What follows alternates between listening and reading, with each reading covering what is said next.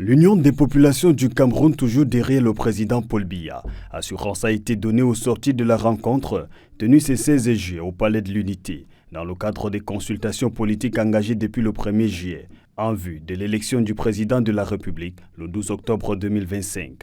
La voix de l'UPC, portée par son secrétaire général Robert Bapolipot, chef de la délégation, s'est fait clairement entendre sur la position du parti. Au nom de l'alliance UPC-RDPC, l'UPC est venu confirmer son soutien au président Paul Biya comme candidat de l'alliance UPC-RDPC dans le cadre de l'élection présidentielle de 2025.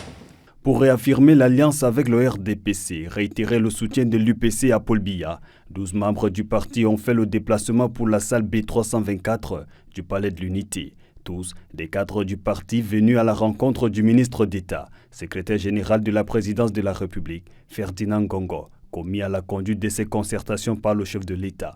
Environ 40 minutes, c'est la durée de ces échanges, dont l'objectif est de resserrer les rangs des alliés du RDPC, toujours aussi nombreux et déterminés pour la victoire du candidat Paul Biya.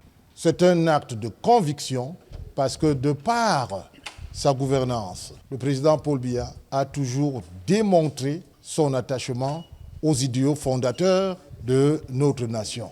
Avant l'UPC, le PADEC, Parti des Patriotes démocrates pour le développement du Cameroun, est aussi invité à la table des consultations par son président national, Jean de Dieu Momo. À sa suite, une vingtaine de membres composent la délégation du PADEC qui, pour sa part, s'appuie sur les nombreuses réalisations du chef de l'État, Paul Biya, pour justifier le renouvellement d'alliance.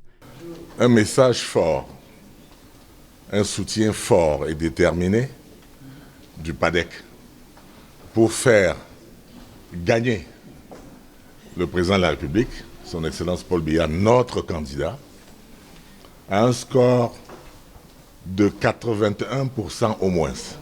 Un engagement aussi déterminé aux côtés d'un homme clairvoyant, d'un homme sage, que nous avons combattu autrefois, pendant que nous étions, n'est-ce pas, aveuglés, et dont nous voyons des réalisations éclatantes. Qui plus que le président du PADEC, qui a été dans une opposition radicale, et qui, dans le feu de l'action gouvernementale, voit les différentes réalisations qui, malheureusement, sont parfois mal connues.